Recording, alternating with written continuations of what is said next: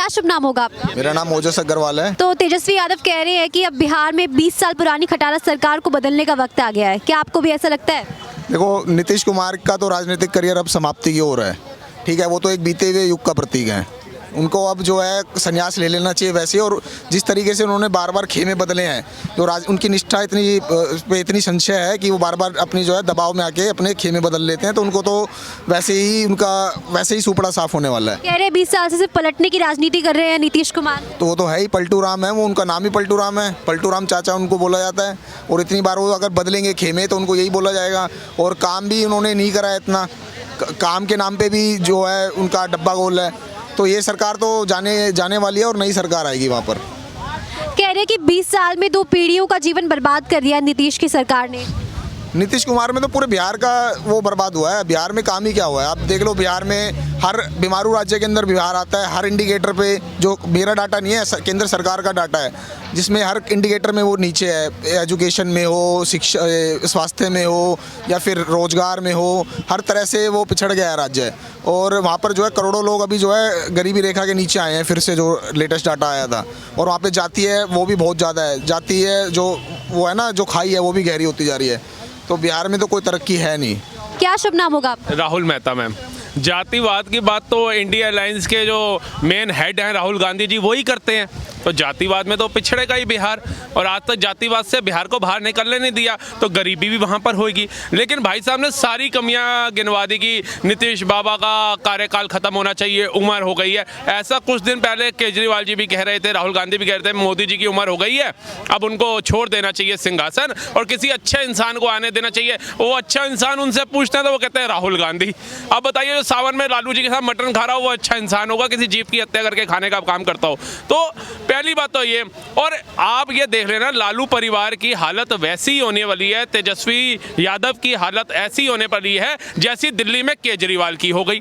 दिल्ली में केजरीवाल जी कह रहे थे मोदी 10 जन्म ले लेना, मेरे को नहीं हटा पाएंगे। उन्होंने इसी जन्म नहीं, इसी साल उनको हटा दिया। अब वो बेचारे ऐसा फंस गए, एक तरफ शराब मंत्री बने, शराब घोटाले में चक्कर काट रहे, फिर उनकी सरकार चली गई दिल्ली से, उसके चक्कर काट रहे, फिर उनके मंत्री जेल चले गए, उसके चक्कर काट रहे, विधायकी छोड़िए पार्षद की भी टिकट नहीं जीत पा रहे बेचारे, उसका खामियाजा भुगत रहे। आज जगह जगह ठोकरे खा रहे हैं। अब उनको समझ नहीं आ रहा कि मैं जो दुख है वो किस बात का मनाऊं। मैं मुख्यमंत्री नहीं रहा उस बात का, मेरे पास शराब घोटाले का केस चल रहा उस बात का, मेरे से शीश महल छीन लिया गया उस बात का, या मैं राज्यसभा मेंबर भी नहीं बन पा रहा उस बात का। तो तेजस्वी यादव जब नीतीश बाबा के साथ में उप मुख्यमंत्री थे तब तो बड़ी तारीफ कर रहे थे, भैया नीतीश बाबा ने तो नौकरियां बांटी हैं। मैं उप मुख्यमंत्री था, मुख्यमंत्री साहब ने नौकरियां दी हैं वहां के युवाओं को। वहां पर जो मखाने की खेती है वो बढ़ गई। पूरे भारत में मखाना का सबसे उपजाऊ अगर कोई राज्य है तो वो बिहार है। इतनी प्रशंसा कर रहे थे। आज जब मुख्यमंत्री उप मुख्यमंत्री कुर्सी आपसे छीनी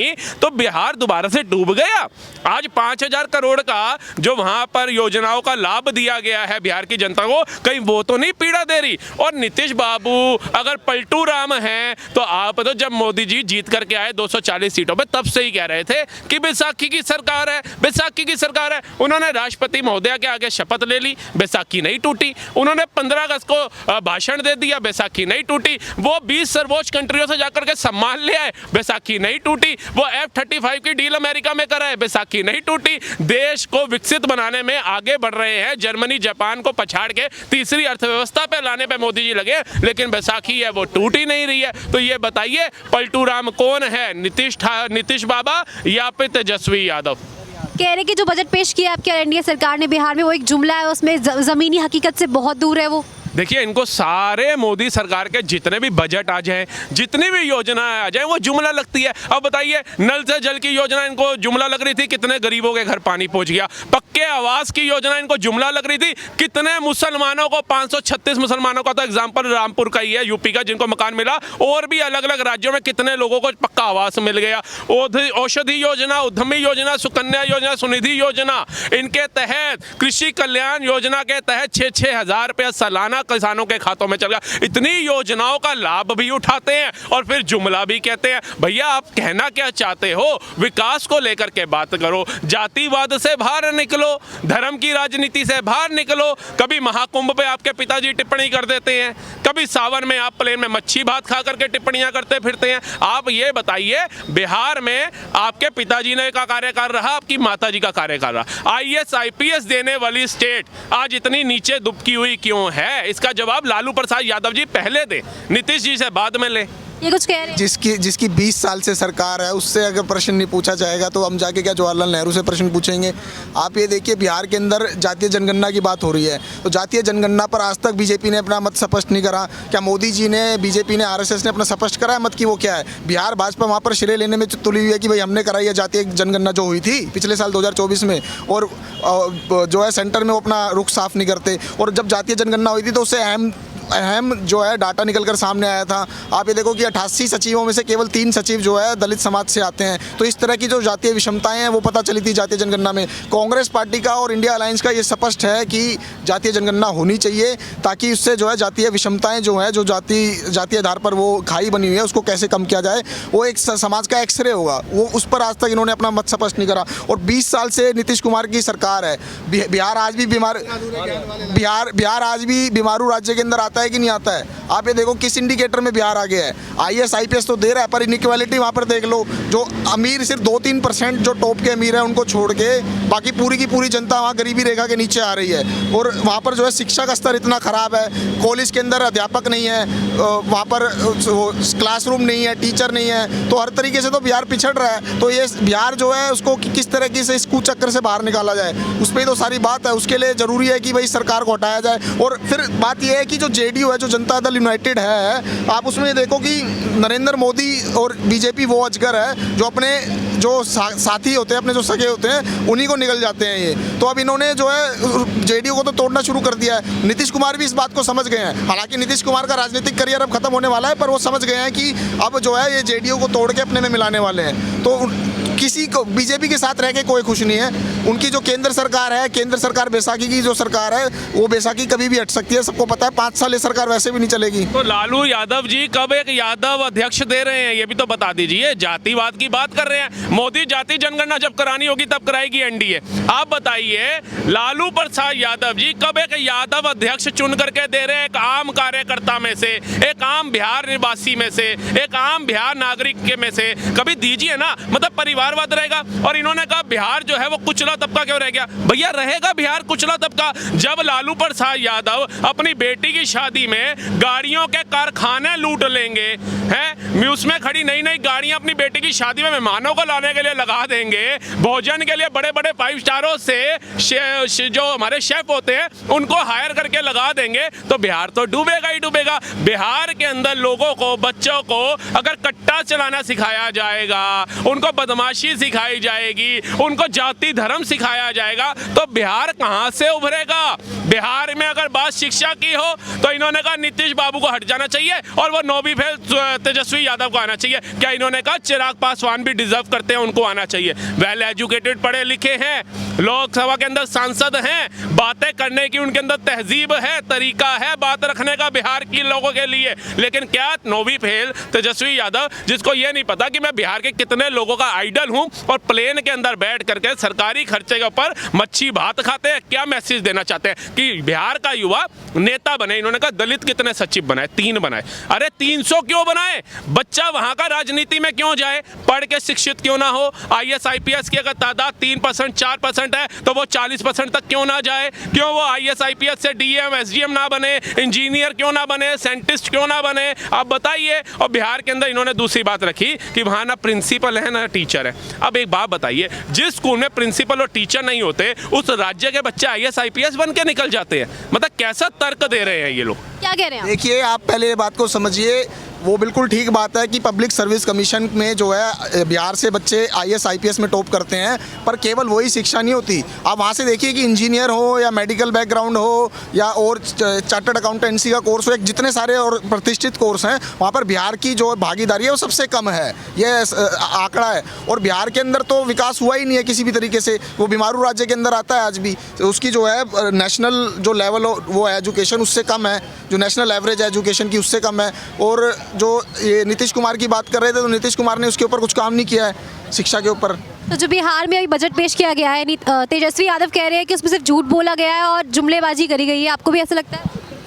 मैडम बजट तो उन्होंने जिस तरीके से पेश किया है उसमें तो यही दिखाया गया है कि किस तरह से बड़े बड़े पूंजीपतियों को फ़ायदा पहुंचाया जा सके, और आम आदमी के लिए उसमें कुछ भी नहीं है। बजट तो बिल्कुल वो है, पूंजीपतियों को फायदा पहुंचाया जा सके, उन्हीं पूंजीपतियों का ये लोग बहिष्कार करते हैं। फिर लालू प्रसाद यादव जी व्हीलचेयर पे बैठ के उन्हीं पूंजीपतियों के घर में शादी की बारात का खाना खाने पहुंच जाते हैं। भैया अगर इन्विटेशन दिया जाता है ना, विद फैमिली लिखा जाता है, वो सम्मान में लिखा जाता है, लेकिन उसका मतलब ये नहीं है पूरा परिवार सहित आप किसी के शादी में पहुंच जाएंगे और पूरे भारत को बताएंगे ये पूंजीपति जो हैं ये देश के लिए नासूर हैं, देश को खोखला करने का काम कर रहे हैं। अगर वो खोखला करने का काम कर रहे हैं तो आप उनके बेटे के विवाह में आमंत्रण पा करके आमंत्रित होकर के क्या मैसेज देना चाह रहे थे बताइए। अब ये भाई भटक तो जाते हैं कि भैया वो पूंजीपतियों को सब कुछ दे रहे हैं, क्या दे रहे हैं? अगर आज हम रेलवे स्टेशन में टिकट बुक करते हैं, टिकट मिलती है तो उस पर भारतीय रेल लिखा होता है या अंबानी रेल लिखा होता है या रतन टाटा रेल लिखा होता है या अडानी रेल लिखा होता है? पहले इनसे पूछिए। बीएसएनएल की बिल्डिंग देखते हैं तो उसके ऊपर क्या अडानी बिल्डिंग लिखा हुआ है? आप बताइए। हम कोई सरकारी बस के ऊपर या सरकारी संस्थानों के अंदर जाते हैं तो उसके अंदर अडानी अंबानी का नाम आता है, भारतीय रेल का नाम आता है, भारतीय म्यूजियम आते हैं, भारतीय औद्योगिक विभागों के नाम आते हैं। आप बताइए, तो जनता को मूर्ख बनाइए मत। जनता को आप ये बताइए कि जब आपकी सरकार थी आप ताजिया बुला लेते हैं, धर्म राजनीति ये नहीं है तो क्या है बताइए? आप सावन में मटन बनाते हैं और उन लोगों को खिलाते हैं जो कहते हैं हम कश्मीरी ब्राह्मण हैं, हमारे में तो लहसुन अदरक प्याज जो है पाप है, उन लोगों को आप मटन खिलाने का। तो आप क्या संदेश दे रहे हो कि बिहार के युवाओं रोजगार पे मत रहो, रोजी रोटी में मत रहो, सावन हो या नवरात्रा हो, आपने मटन कैसे खाना है वो लालू प्रसाद यादव जी से आकर के सीखो। तेजस्वी यादव कह रहे हैं कि मैं 36 साल का हूं और मोदी और नीतीश बूढ़े हो चुके हैं, 75 साल के हो गए हैं, अब उनको राजनीति से संन्यास ले लेना चाहिए। बाप बूढ़ा हो जाता है तो उसको घर से निकाल देते हैं क्या? तेजस्वी यादव से पूछिए। और मुझे लगता है कि ये शायद इनके स्वभाव में हो, इनके संस्कारों में हो, क्योंकि एक इन्हीं इंडियन अलायंस के एक नेता ऐसे भी हुए थे जिन्होंने अपने बाप से स्टेज के ऊपर माइक छीन लिया था, उनको धिक्कार दिया था। अखिलेश यादव जी, मुलायम सिंह यादव जी की तौहीन की थी। तो ऐसे लोग भारत में मैसेज दे रहे हैं, भारतीय संस्कृति के तहत, संस्कारों के तहत जब ऐसी बातें करते हैं ना कि मैं युवाओं मुझे आने दो। अरे आपके पिताजी रेलवे मिनिस्टर रहे, चीफ मिनिस्टर है, आपकी माता ही चीफ मिनिस्टर है। एक गरीब परिवार हो ना बिहार का, तो मैं कहूँ शायद उसके बाद पैसा नहीं था पढ़ने का। आपको किस चीज़ की कमी थी बताइए? 9वीं पास नहीं कर पाए और आप बिहार का मुख्यमंत्री पढ़ने का सोच रहे हैं। अब बताइए, अगर बिहार का मुख्यमंत्री 9वीं फेल होगा तो भैया रोजगार छोड़िए, बच्चा पढ़ेगा कैसे? उसे काखा गानी सिखाया जाएगा, उसे माँ से मौलाना सिखाया जाएगा, माँ से महाकुंभ का अपमान सिखाया जाएगा, रा से राम का अपमान सिखाया जाएगा, माँ से महादेव का अपमान। कुछ कहना चाहिए? ये भाजपा और आरएसएस की संस्कृति है जिसके अंदर वो अपने वृद्ध नेताओं को मार्गदर्शक मंडल में भेज देते हैं। आपने लाल कृष्ण अडवाणी जी को कहाँ भेज दिया? मार्गदर्शक मंडल में। मुरली मनोहर जोशी जी को कहाँ भेज दिया? मार्गदर्शक मंडल में। खुद आप 75 साल के हो गए और अभी तक आपने जो है ना पार्टी का अध्यक्ष का पद और ना ही प्रधानमंत्री का पद, अध्यक्ष के पद पे रहे थे ना भी अमित शाह थोड़े दिन पहले, और अब ये जो है प्रधानमंत्री जो है 75 साल की उम्र में है। तो पहले तो आप खुद के लिए, आपके लिए कोई और रूल है और अपने नेताओं के लिए अलग रूल है। और इन्होंने बात करी कि भाई जो है तेजस्वी यादव पढ़े लिखे नहीं है, मुझे नहीं पता वो कितने पढ़े लिखे हैं, पर ये सबको पता है कि नरेंद्र मोदी जी खुद कितने पढ़े लिखे हैं, उनकी डिग्री कितनी सच्ची कितनी झूठी है सबको पता है। आज तक के सबसे अशिक्षित प्रधानमंत्री है, सबको इस बात का पता है। तो उनकी डिग्री के बारे में क्यों नहीं बोलते हो? उनकी डिग्री को देख नहीं सकता। एक प्रश्न पूछूंगा, उसका ये उत्तर दे दे, मैं सारी बात मान जाऊंगा। ये बताइए कि मेरे साथ या आपके साथ या इनके साथ पढ़ा हुआ, साथ के पढ़ा हुआ कोई स्टूडेंट मिल जाएंगे, आपको पढ़ाने वाले टीचर मिल जाएंगे, वो क्लासरूम मिल जाएगा। मोदी जी के साथ पढ़ा हुआ ना आज तक कोई शिक्षक मिला, ना उनके साथ पढ़ा हुआ कोई विद्यार्थी मिला, ना जिस क्लासरूम में वो पढ़े थे वो मिला। तो उनकी कितनी डिग्री सच्ची है कितनी झूठी है इससे आप तय कर लीजिए। मोदी जी के साथ तो आता है, उनके 4 भाई भी हमें किसी सांसद भवन के अंदर नहीं दिखे। मोदी जी से जुड़े हुए तो उनके 4 भाई किसी पार्षद की कुर्सी पे भी बैठे हुए नहीं दिखे। मोदी जी के परिवार का कोई सदस्य तो हमें एक प्रधानी के चुनाव में भी भटकता हुआ नहीं दिखा। तो ये मोदी से तुलना ना करें। और जिस मोदी जी की ये एजुकेशन के ऊपर सवाल उठा रहे हैं ना, अगर ये कहते हैं मोदी जी अनएजुकेटेड है और पहले के प्रधानमंत्री बहुत एजुकेटेड थे, तो पहले के प्रधानमंत्री जब एजुकेटेड थे ना, तब भारत में बम धमाके देखने को मिल रहे थे। जब पिछले प्रधानमंत्री पढ़े लिखे थे ना, तब तिरंगा जलता हुआ देख रहे थे, सेना को पत्थर खाता हुआ देख रहे थे, भारत की अर्थव्यवस्था डूबती हुई देख रहे थे। और जो अनएजुकेटेड प्रधानमंत्री की बात कर रहे हैं, उनके 10 साल के कार्यकाल के अंदर 5वीं अर्थव्यवस्था देख रहे हैं, वंदे भारत नमो भारत देख रहे हैं, चाइना को पछाड़ करके दूसरे नंबर पे आता हुआ रोड मैप देख रहे हैं, 4 लेन 8 लेन 14 लेन के एक्सप्रेसवे देख रहे हैं, तिरंगे का सम्मान देख रहे हैं, पत्थरबाज गायब होता देख रहे हैं। भारत में ही राम मंदिर नहीं, दुबई में राम मंदिर बनता हुआ देख लिया, कतर से 7 सैनिक आते देख लिए, अभिनंदन जैसा शूरवीर आता 24 घंटे में देख लिया। ठीक है जी। उसके बाद आइए जहां कश्मीर के अंदर बम धमाके होते थे, पीसफुल राज्य नहीं था, वहां रात को आप दिल्ली से बैठिए स्टेशन के ऊपर, नई दिल्ली में 7 बजे, सुबह 8 बजे कश्मीर में ट्रेन से उतरिए, ये देख लिया। चिनाब ब्रिज देख लिया, कर्फ्यू मुक्त कश्मीर देख लिया, धारा 370 हटती देख ली, भव्य राम मंदिर का दर्शन देख लिया, महाकुंभ के 66 करोड़ श्रद्धालुओं ने स्नान देख लिया। आप कहते हैं तुम्हारे मोदी जी पढ़े लिखे नहीं है। पढ़े लिखे नहीं है तो भारत इतना मजबूत हो गया। 20 से ज्यादा कंट्रियों ने सर्वोच्च सम्मान दे दिया। कोई सी देश में जाओ तो पैर छू रहा है, कोई कह रहा है मोदी इजाबो, तीसरा कह रहा है वो बाइडन का भाई, दूसरा जो है Donald Trump ji, we miss you Modi ji. कभी हमारे राजीव गांधी जी भी श्रीलंका गए थे, मैप में इतना सा है श्रीलंका, उसके एक सेना के जवान ने राइफल मारी थी गर्दन के ऊपर, इतना अच्छा सम्मान दिया था पढ़े लिखे हमारे प्रधानमंत्री को। आज हमारा तिरंगा अगर किसी स्टेज पे पैरों में आ रहा होता है ना,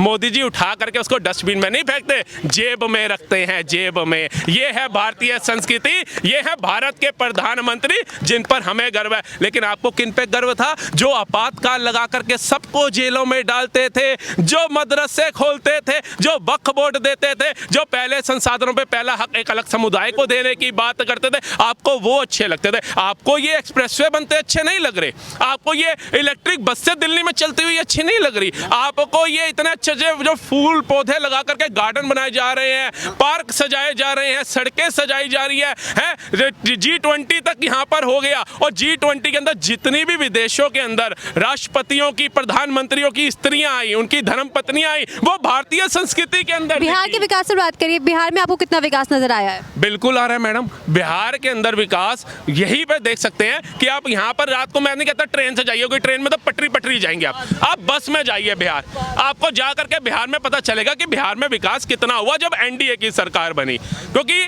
तेजस्वी यादव के बयानों का मैं इसलिए विश्वास नहीं करता, क्योंकि जब वो उप मुख्यमंत्री के दौर में थे ना, तो कहते हमने युवाओं को पकड़ पकड़ के नौकरियां दी हैं। वो घर में बैठा था, वो दाल चावल खा रहा था, हमने कहा दाल चावल आधे घंटे बाद खाइयो, आज तेरे को नौकरी दूं। वहां से मेरा भाई भी चला गया, अरे मैडम आप रोटी काहे बना रही हो रसोई में? रोटी नहीं बनाना, स्त्री रोटी नहीं बनाएगी, महिला रोटी नहीं बनाएगी, आइए आपको नौकरी देता हूं। तो मतलब मूर्खों के ज्ञाता जो है ना, वो लालू प्रसाद यादव एंड पार्टी है, और कोई नहीं है। क्या शुभ नाम होगा आपका? दीपक। कहाँ से हैं आप? भारत से। मैं क्यों बताऊँ, मतलब मैं तो भारतीय हूँ जी, मैं क्यों नोएडा दिल्ली गाजियाबाद क्या मतलब करता हूँ? तो जैसा कि अब तेजस्वी यादव बयान दे रहे हैं कि अब बिहार से 20 साल पुरानी खटारा सरकार को निकाल देना चाहिए, क्या आपको भी ऐसा लगता है? देखिए, जिस हालत में हमने बिहार की स्थिति सुनी थी, उस स्थिति के हिसाब से अभी तो थोड़ा और टाइम लगेगा बिहार को डेवलप होने में, और गवर्नमेंट के हिसाब से चीज़ें देखी जाएंगी। तो गवर्नमेंट की कंडीशन हर बार बदलती, अपनी सीट बचाना और भी चीज़ देखना, अपने काम की ग्रोथ को देखने के लिए सीट पे बने रहना उतना ही ज़रूरी होता है आदमी का। अगर उन्होंने 1-2 बार सीटें चेंज करके बिहार को बचाने की कोशिश की तो कुछ गलत नहीं था, इसमें भी दुनिया करती है। कह रहे हैं कि 20 साल से जो सरकार है उसने 2 पीढ़ियों का जीवन बर्बाद कर दिया। 20 साल से पहले 50 साल तक जो वहाँ बिहार में सरकार थी, उसके काम को इस 20 साल से तोलोगे तो अब चीज़ें बदल जाएंगी। मैडम एक चीज़ मैं और भी बोल दूं कि बिहार की जनता के लिए भी एक मैसेज है आपके न्यूज़ के माध्यम से कि जैसे दिल्ली के अंदर भी कांग्रेस आम आदमी पार्टी चल रहा था और दिल्ली की जनता इतनी ग्रस्त हो गई थी, ना रोजगार मिला दिल्ली के अंदर किसी को, ना साफ पानी मिला, ना साफ पार्क मिले, ना साफ सड़कें मिली, कुछ नहीं मिला। लेकिन दिल्ली की जनता ने जब निर्णय लिया, चेंजेस किया, तब जाकर के आज दे सकते हैं दिल्ली में अभी मुख्यमंत्री बने हुए 2 दिन नहीं हुए थे, यमुना की सफाई चालू हो गई थी। बिहार की जनता को जातिवाद से बाहर निकलना पड़ेगा और एक ऐसे नेता को चुन करके एक मुश्त होकर के वोट देना पड़ेगा जो आपके राज्य का विकास कर सकता होगा। यही अपील छोटी सी आपसे करनी थी।